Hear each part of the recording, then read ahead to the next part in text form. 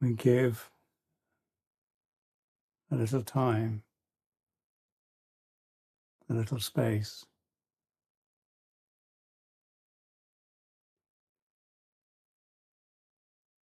a little attention.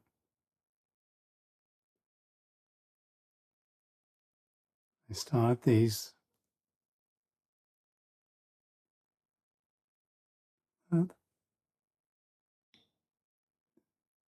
good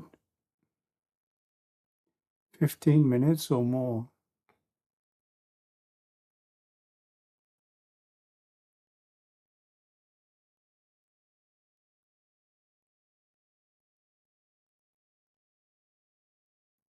There's no hurry, no worry, a gathering and welcoming.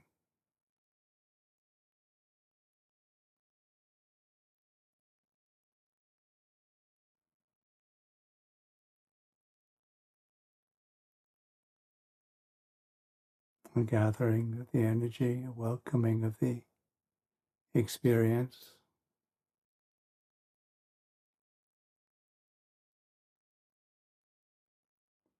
And this gift of attention, this gift of life.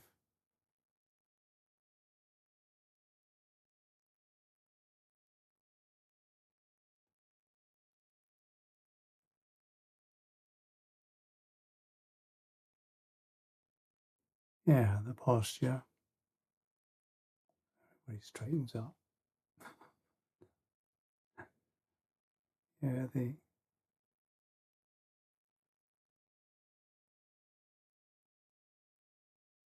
sense of arriving, sense of gathering, the sense of welcoming. So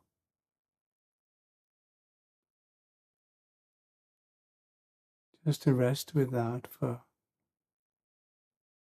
15, 20 minutes, recollecting, reconnecting.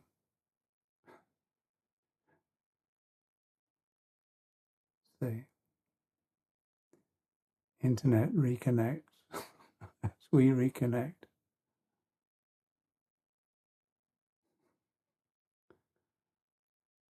with the now and here,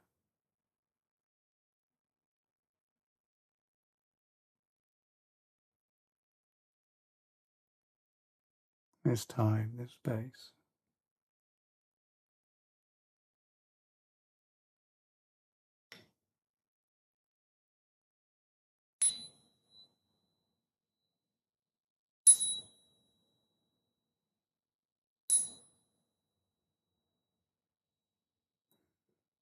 It's sort of official start at 1:45.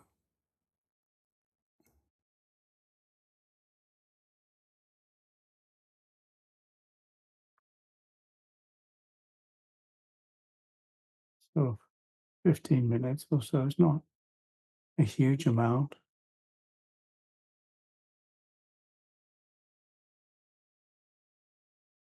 It's just here and now,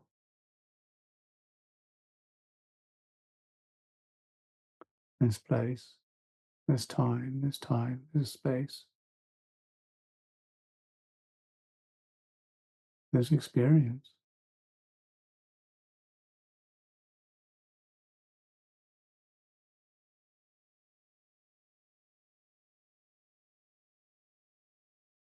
A breath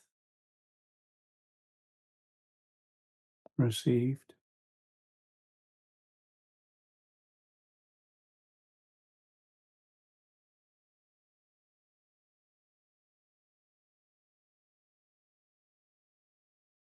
a release,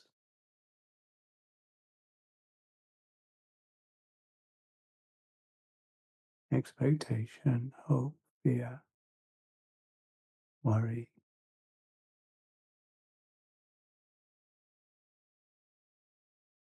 Oh, not got rid of or discarded, just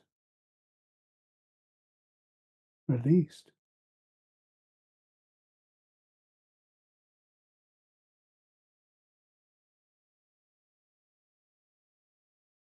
15 minutes. That encouragement.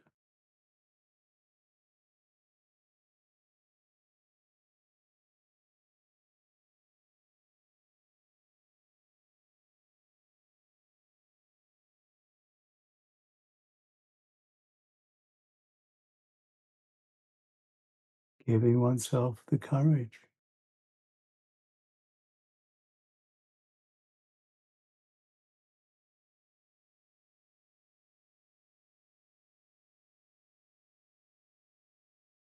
Present.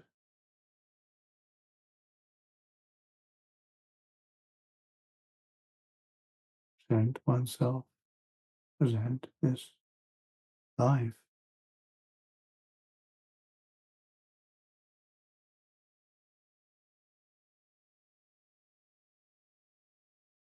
Being the present.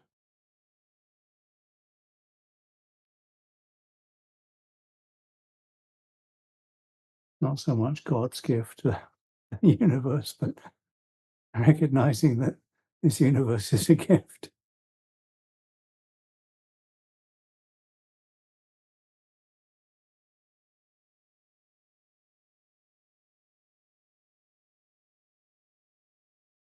And settling in this.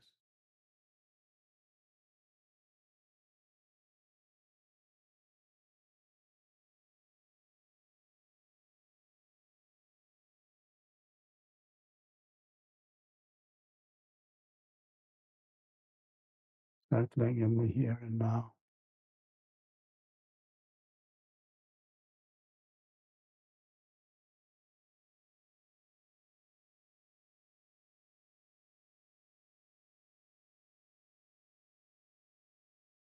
Settling in the time and space. This present moment experience is.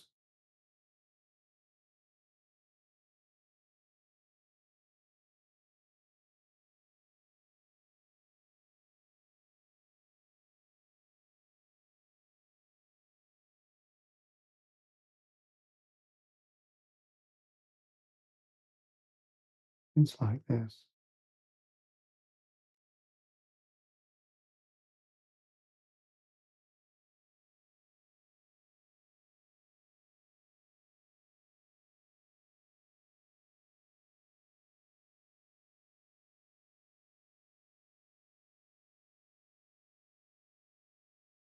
The whole of the breath, the whole of the body breathing.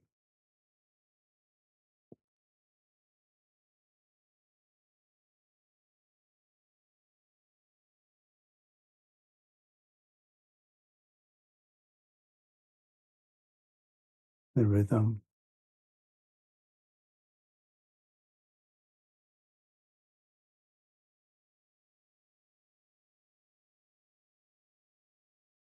The experience. Life.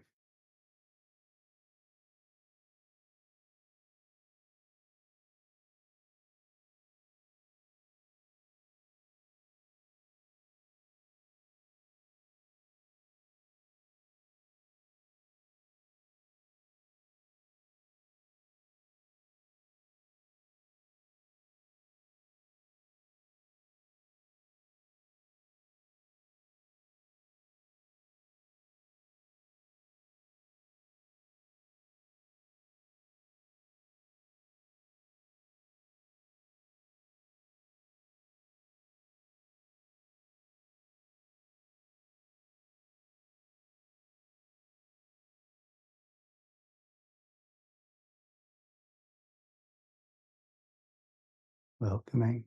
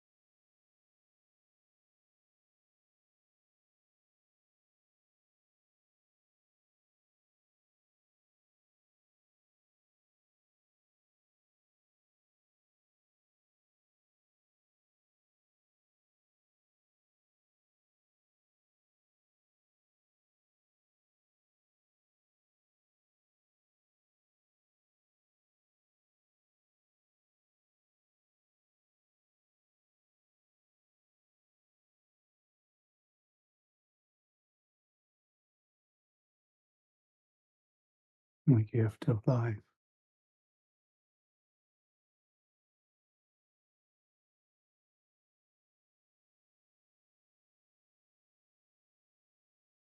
the gift of giving life, giving the sensitivity,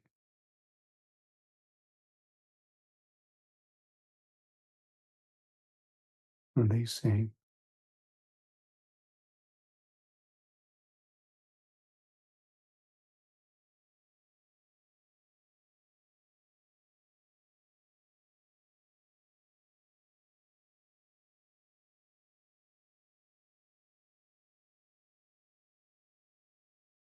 accepting this limitation, this now, this here,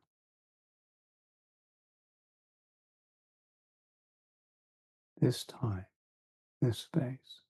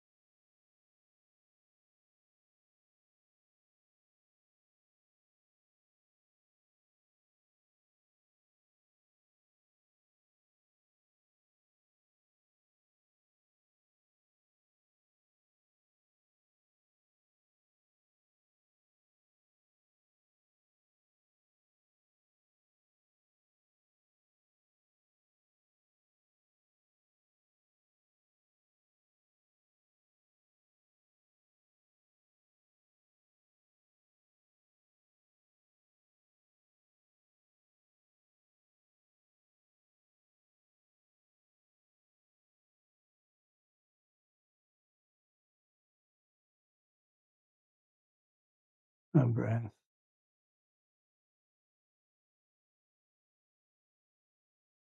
a hold of it,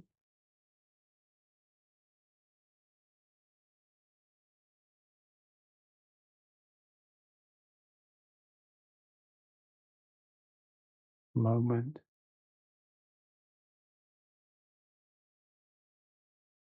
the all of it,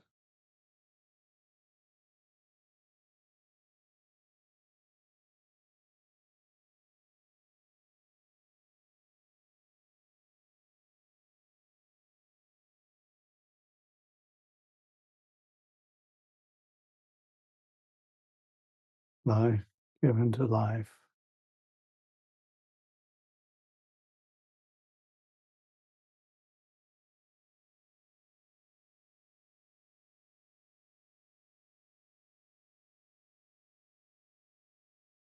the limitation of it,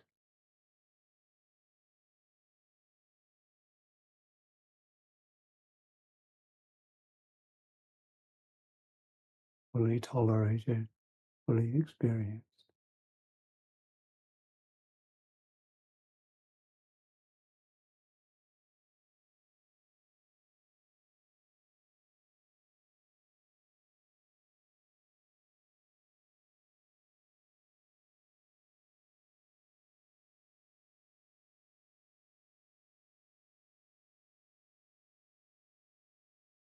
A breath.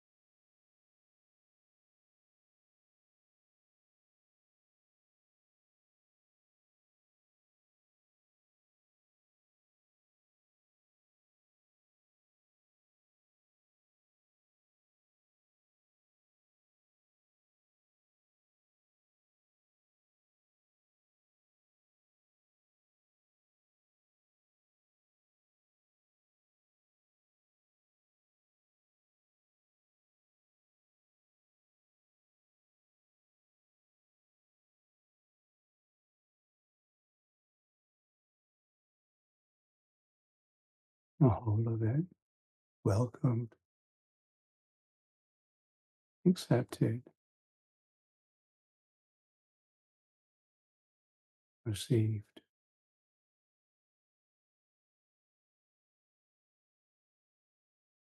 and given life,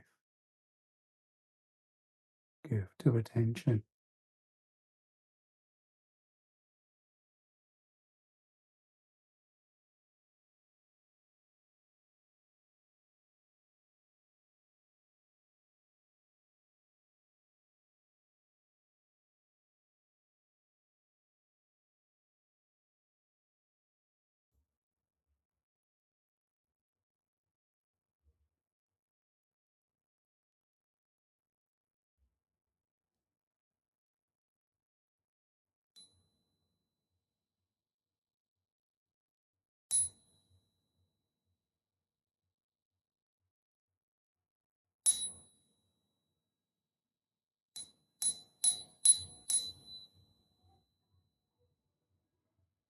Awake.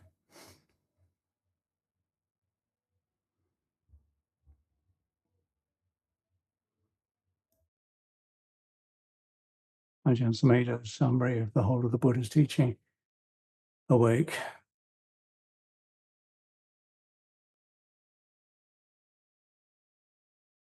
An instruction, a description, an imperative,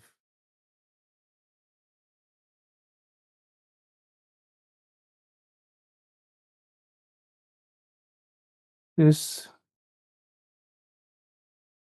response,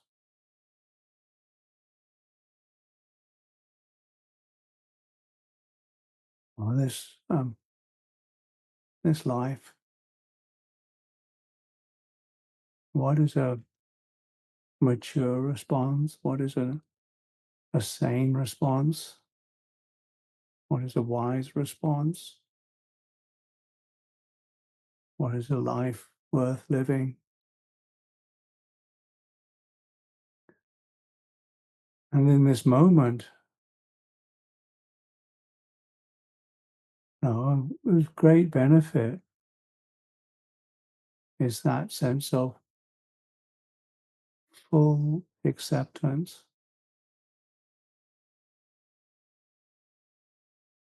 Weird, though it might sound, and somehow diminishing or weak, but the metta, which is the not dwelling in aversion, is a first response.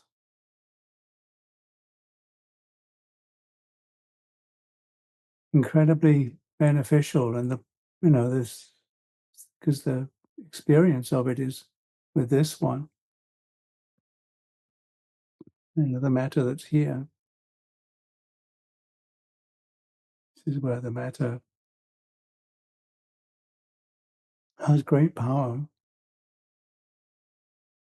We talk about metta meditation as something you spread out to all beings, and fine, but it spreads out to all beings through the complete acceptance here.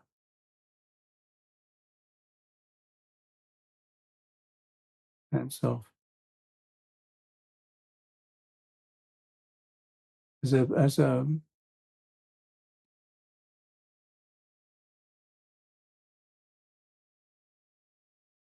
when I welcoming, that sense of welcoming,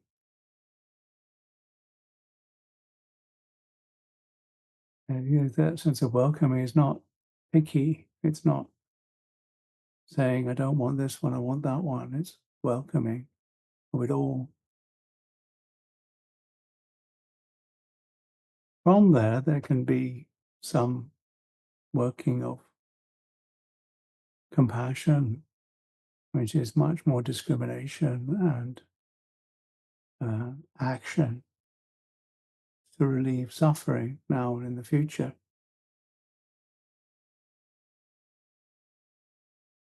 And that's the sort of a motivation. Uh,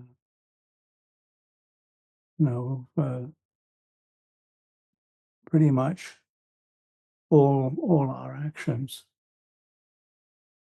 we'd like to suffer less. Or we might think it's about being happy, but we basically wish ourselves well. If we think we want to get happy by doing something outside, it's because we wish ourselves a sense of happiness inside. But and for that is much of that. It's a pretty confused and um, response, because we don't know what's the motivations are, what the driving forces are, and we're not clear about what's happening. We don't even know that we don't know. Because this sense of separation, where it's held to and clung to and wanting more from it than it can give, it doesn't. It's the ignorance, because it's just as it is.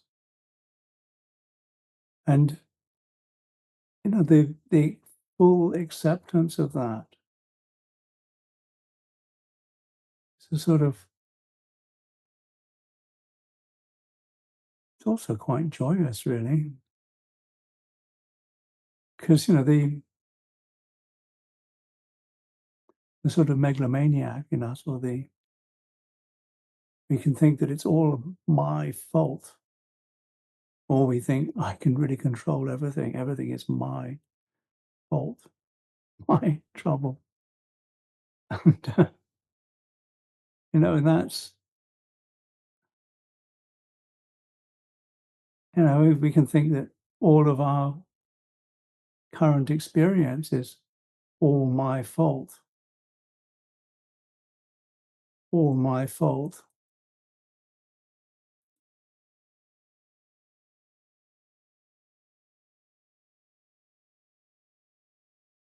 We can think, well, and we can also think, well, it's all their fault as well, because that makes it's a way of sort of disassociating from things, and again, dwelling in aversion and dwelling in limitation, rather than accepting limitation, because the limitation is, in this form, this is the experience of here and now. This is the experience of here and now. This is incredibly limited. This time, this space, this now, this here. What is what we can control is what we do with this. No, there's a party happening. Probably Zoom is cut out the external noise, the external experience of it, but maybe you can hear it. There's a there's a and it's quite fun, really. When sort of bits of it are wafting in through the windows, and it's it's the limitation is that that's that's the way that the life is. If my heart goes out to thinking, oh, I wish they would stop, then what does that do? No, I wish that they would be different. And then, when one heart does that about anything, if there's nothing that one can really do that can in some way ease the ignorance and the pain or the suffering or that, then one has to accept that this is the limitation. This is where this life ends. There is the birth of the sense of this, now, here, separateness.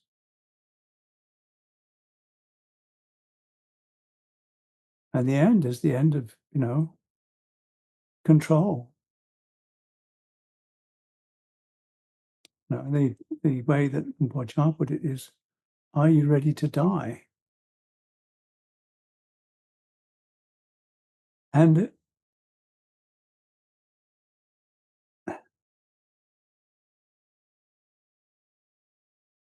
have you come to this moment to die?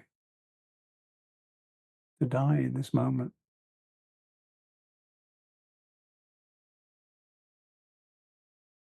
To die from the selfish limitation of thinking that one can control the sense of separation, persistence, the shape of it, the possibility of transformation, the whole vibration of it, the whole form, or the response towards or away.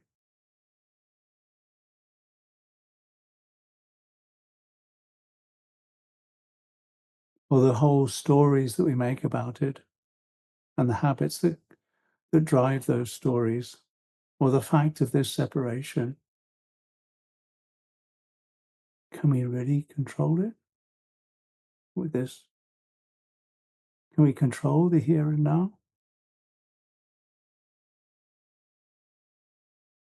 What can we do in this here and now that is a wise and noble response, a worthwhile response?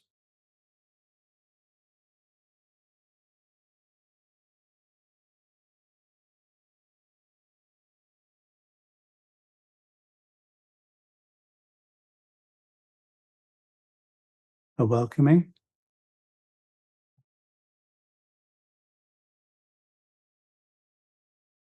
an accepting of this limitation, a joy at this, that there is this, an awareness of this, that there is life, appreciation of this gift, full appreciation.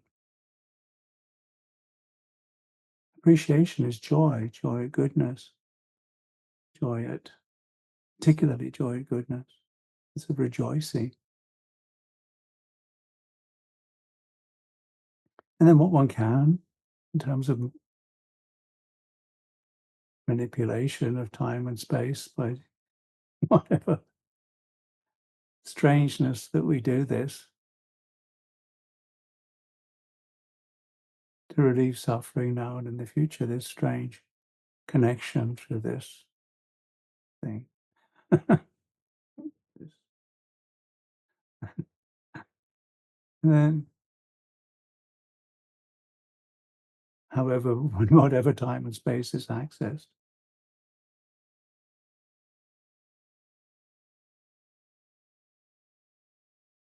and it's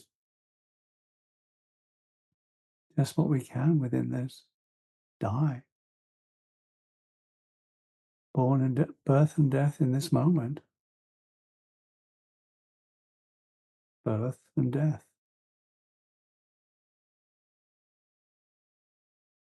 And the stress thereof. And the limitation and the uncertainty of it.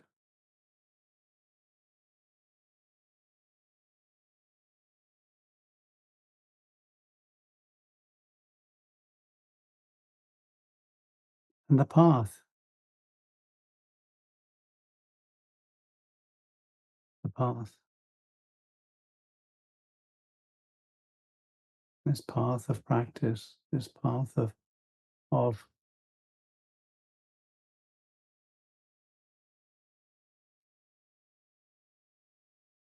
practice, practice, practice. not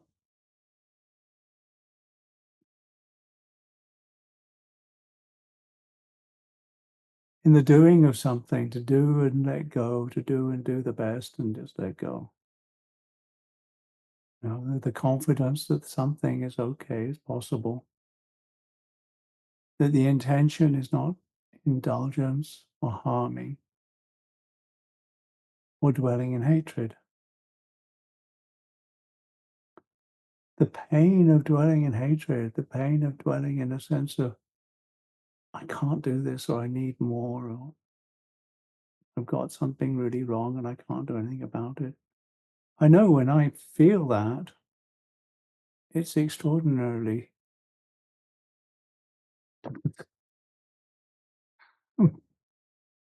it's not pleasant. And then having to live with it, the pain of, when when you think you've lost something that's really important. Lost my passport. I don't know where I put my ID card. Where did I put the phone?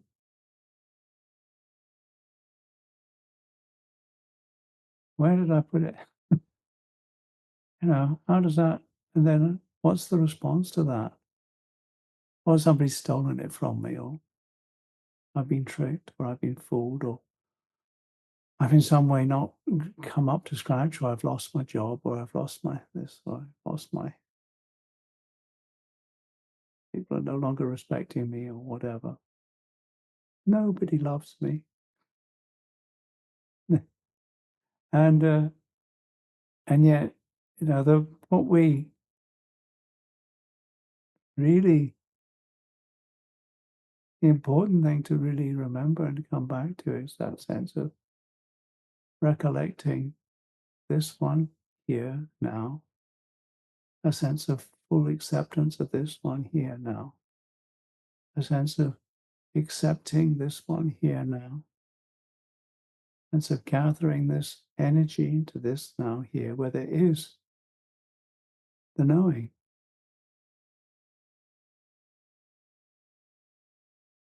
It's not sent out anywhere, but fully receiving this moment.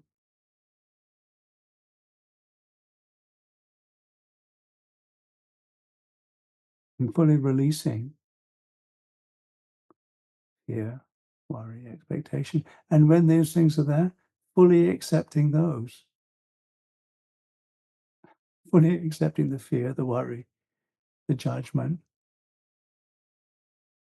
I shouldn't be so judgmental. I said, judging myself. And it's the complications that we do with it. It's not that there needn't be discernment. No, it's not that we have to like everything. It's not that we have to somehow pretend. Just know that we don't know it all. This is the limitation of that the form, feeling, perception, conception, and consciousness shift and change, are out of control. No, we can't make this body younger. We can look after it. We can't really control the responses at our senses. They are how they are. The whole story of and the mix-up that got to this moment. If you want to know what your karma was, know how you are now. If you want to know what your karma will be, know how you're intending and acting now.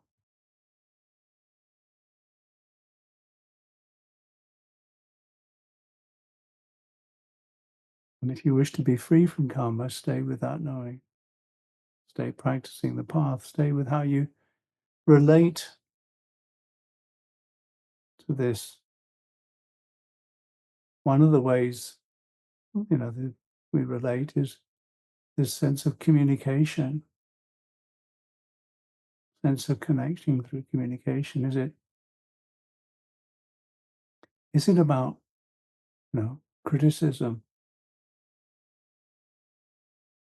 Is it about vindictiveness? Is it about looking down?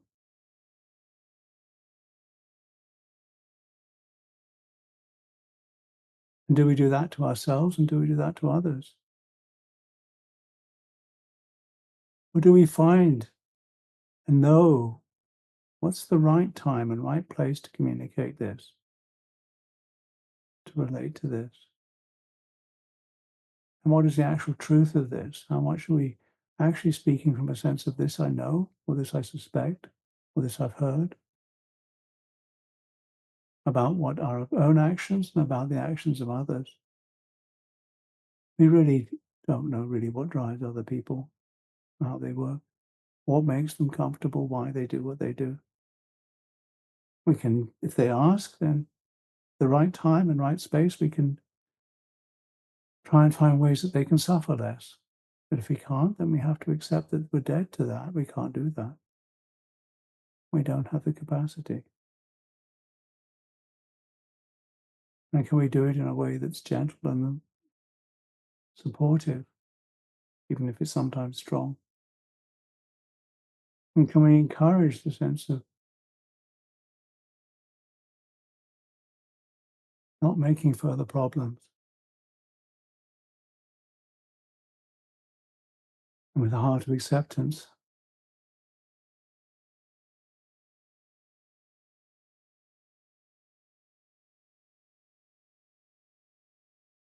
A heart that supports the Dhamma, that which is beautiful, encouraging, that wise beings would always say, this is helpful. And if we don't know, then we have to recognize that's our limitation. We don't know. And first and foremost, this one, the story of the two acrobats, the young one and the old one, whose act was balancing act. The older one was stronger and more developed, and the young one was just a kid. But he was in on the act, and the act was a balancing act. The old guy would hold up a pole, and the young one would climb up the pole and balance on top. And the old one said, you look what I'm doing, and I'll look out for what you're doing. And the young one said, oh, no, no, no, no, don't do that. You look out for what you're doing, and I'll look out for what I'm doing. And that's it. Really look out for for what you're doing, rather than looking out for what somebody else is doing. Because that way the act will go well. Really look out for your own heart.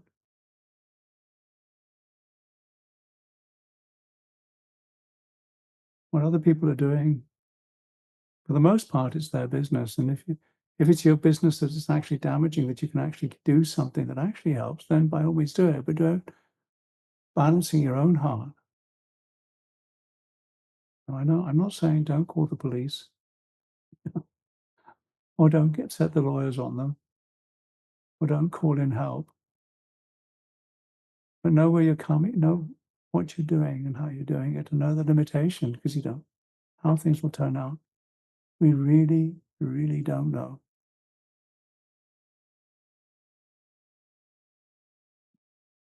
The next moment is uncertain, and where they've come from, we don't know.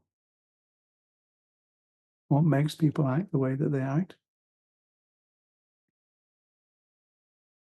I don't know.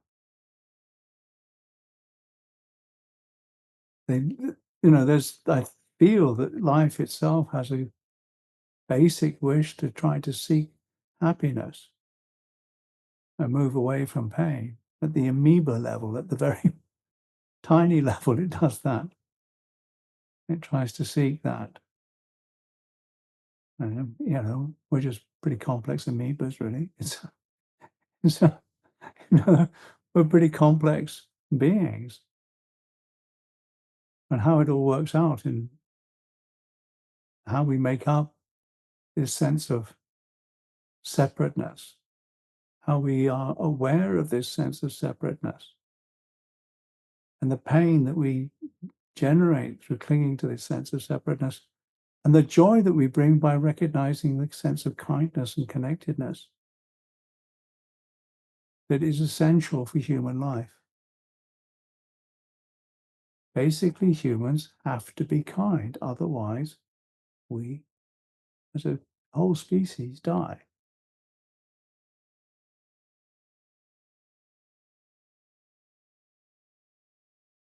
How that's going to work out and why it's not more obvious, I haven't got the faintest idea. But we are all brothers and sisters in this. And I would certainly wish all beings on this planet be completely freed from all ignorance,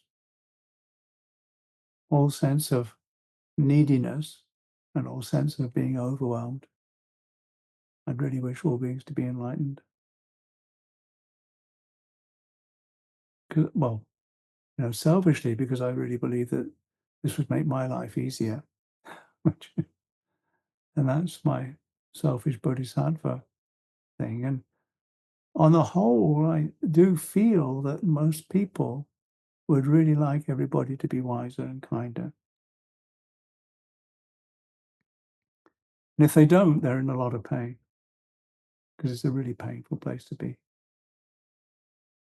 It's a really painful place to be. I really wish they'd, for their own sakes and for my sake, they get out of that pain.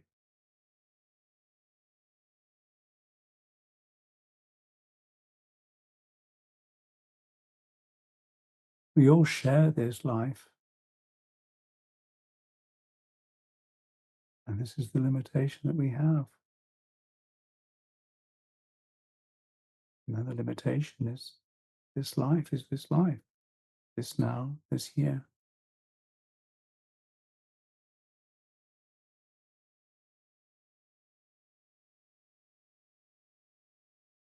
This space, this time.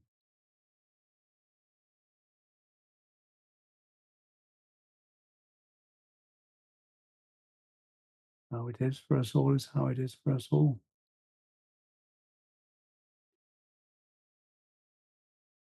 The knowing is this.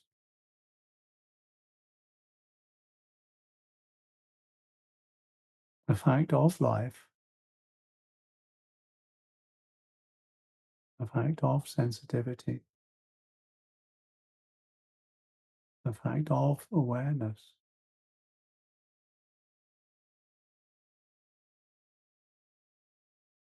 Is the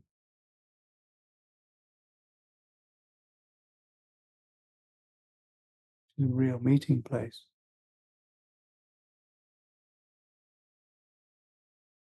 The real meeting place. Place where we can really find a home.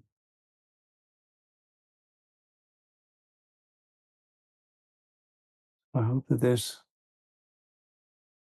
is something that might support a wee bit all beings, that they be free from all suffering.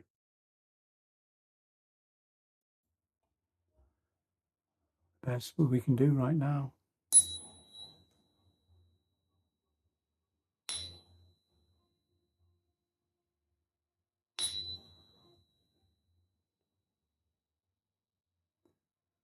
So some communication, if you wish, if you want to put a chat.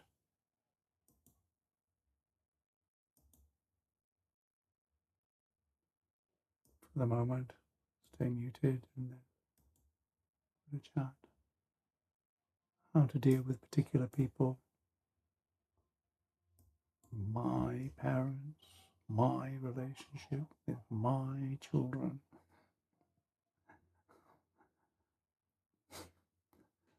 and the expectation, my partner, and my cat, and my dog.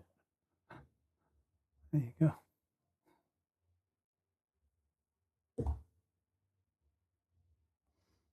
But if there are no questions, that's okay too. But if you have some questions that you want to put in the meeting chat, that's fine.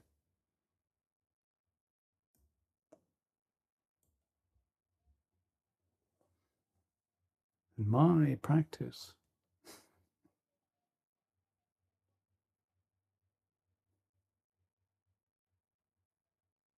how much should I practice? There's my cat.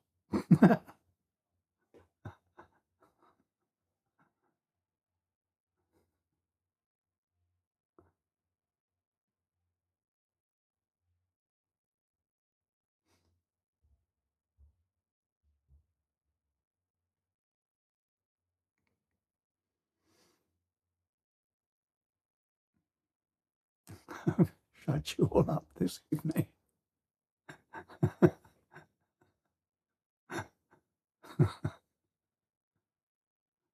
Never mind. How much concentration should I have?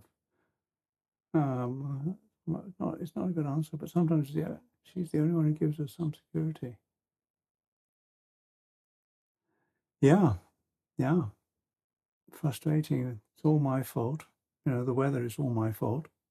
I don't tease people about that.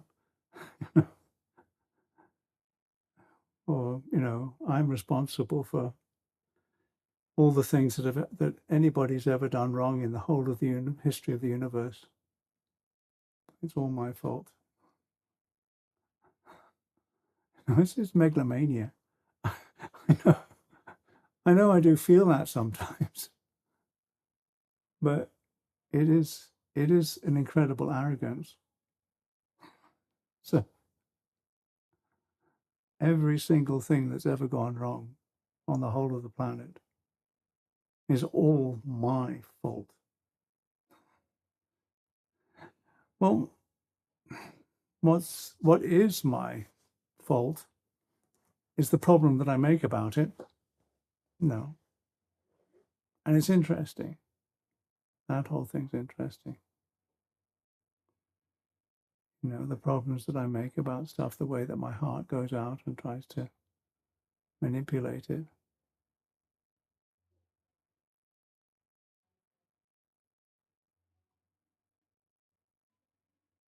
It's like this.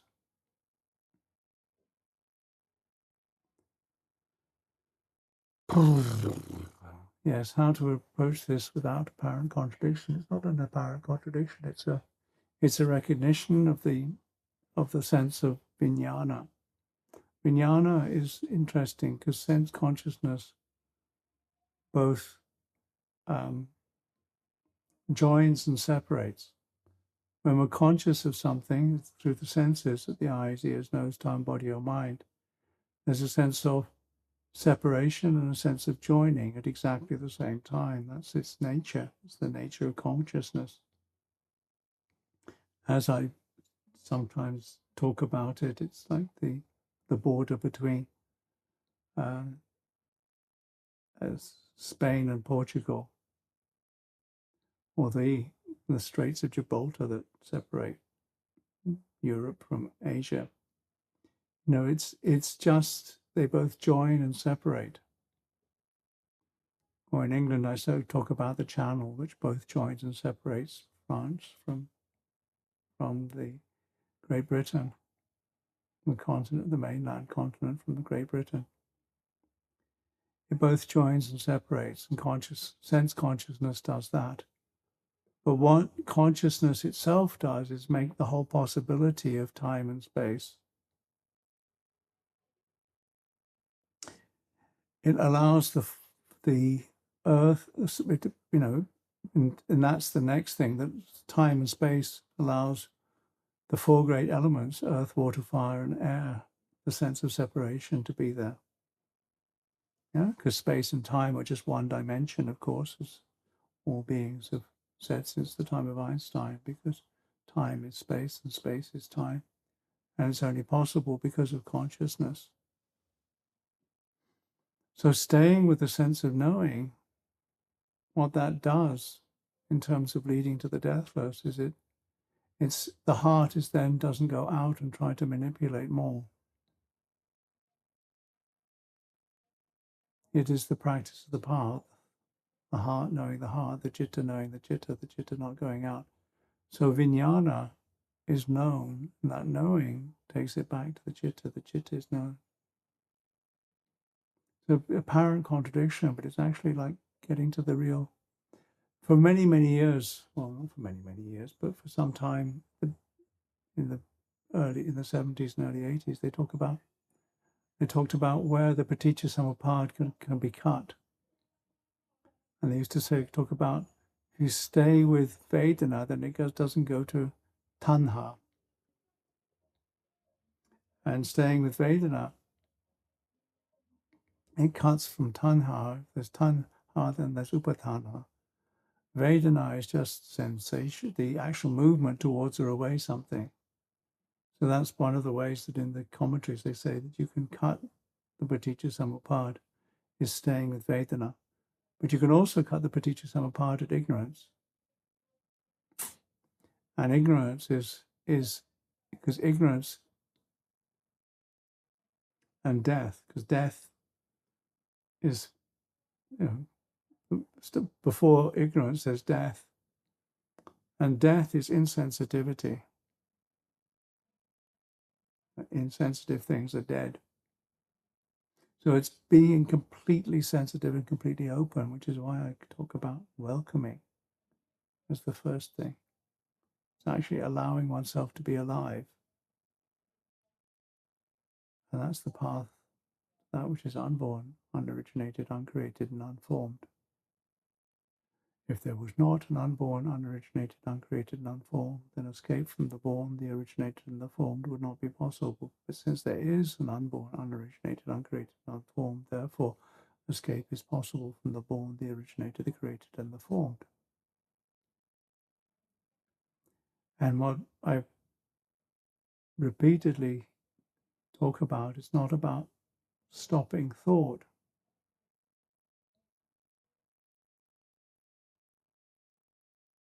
but knowing what is not thinking. What is not thinking? I can't think what's not thinking, because then I'm thinking. It's that stopping. It's dying before you die. No, it's actually noticing the limitation of that sense of thinking, which is all tied up with the sense of I am somebody, I need to do something, and I'm not sure if it's the right thing or not. Or I'm not sure if I can do it. I'm not sure if I can do it. Therefore, there must be something that I should be doing, because I'm not sure whether I should be doing it or could be doing it. Therefore, I must be somebody. And that's all tied up with thinking. So, and that's not possible to get around through thinking, because obviously I should be thinking about something that I should be doing to get rid of the sense of that I'm thinking. No? there isn't an end to that. And so notice that notice the sense of letting go that comes with just, That's why, with the first 15 minutes of these things, just trying to encourage you to practice being enlightened rather than practice getting enlightened. Yes. Sometimes we get obsessed with losses because of trauma. How not to get obsessed, want to control when dealing with trauma. Well, no, I'm not denying trauma. Some people can really process it well, but we have all suffered trauma. I don't think there's anybody who's not suffered some trauma at some point. I mean, this whole business of being anywhere is actually incredibly traumatic. Well, different degrees of traumatic. It's overstimulation without proper sense, without the capacity to be sensitive. The trauma of that I sometimes talk about is just, if you put your hands in the oven and you're trying to get a hot dish out of the oven, it would be traumatic if you didn't have oven gloves on.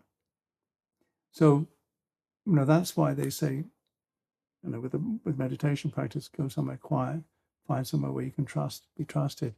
And then the sense of the barometers can be more developed. The 10 barometers could be more developed. Dana, Sila, Nikama.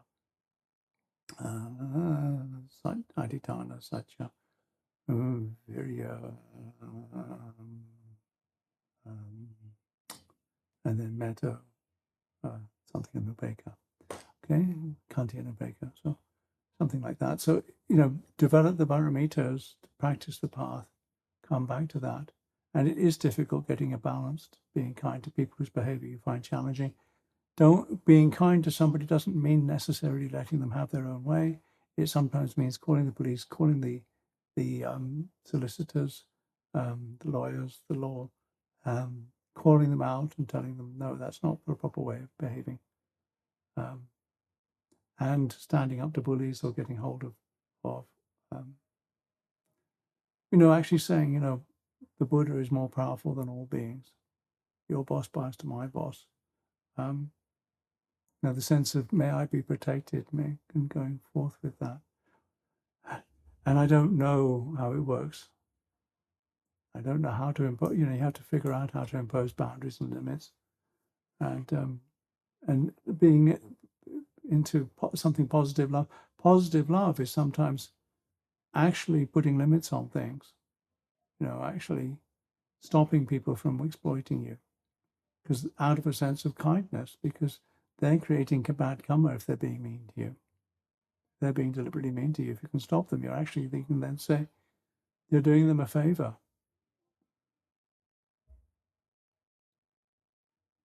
Yeah. Don't worry about their karma. They don't have to believe in the karma. They'll get them anyway. But you don't have to believe in it. It's just part of the whole thing. But what you can do is when you do confront them, and don't be frightened to confront them, because notice the fear of thinking, well, I can't confront them. And notice the fear of I shouldn't confront them. It's okay to confront people. It's okay to call the cops. It's okay to say no. It's okay to say this is the boundary. This is how we can all suffer less now and in the future. It's okay to do that. It's not, you don't be some sort of wet blanket that people just walk over. Don't do that. And don't let people intimidate you by saying, you're a Buddhist, you should be. No, this is a human being, you're a human being. You're going to get old, get sick and die, and I'm going to get old, get sick and die. Let's do this in a way that we don't suffer too much. I'm not trying to make more karma. I'm not trying to actually harm you. I am trying to restrain you. And that's the whole business. And I don't know how that works on a global scale. That's crazy. Feeling is not thinking, but what is it they point?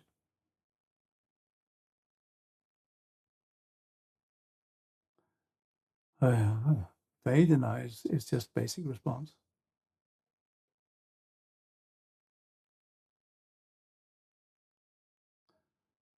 I'm not sure, Nick, that I really understand. I wonder if it will be the same when I face my own physical death. There are a few times when I dreamed about facing my own death, while in dreams I don't feel scared. I wonder if it'll be the same when I feel my physical death. I don't know, quite probably. Now, if you want to practice dying, notice how you go to sleep. And then if you want to practice being born, notice how you wake up. That's the closest you're going to get. So when you go to sleep, have a sense of, if I wake up, may it be bright and cheerful. They call going to not waking up after going to sleep. They call it a peaceful death in Portugal, I'm told. Yeah. So I'm sure that you don't need to worry about your death. What is not thinking? Ah, yeah. Well, what's not thinking? It's not feeling that's thinking. It's not thinking. What is not feeling? What knows thought? What knows feeling? Who knows?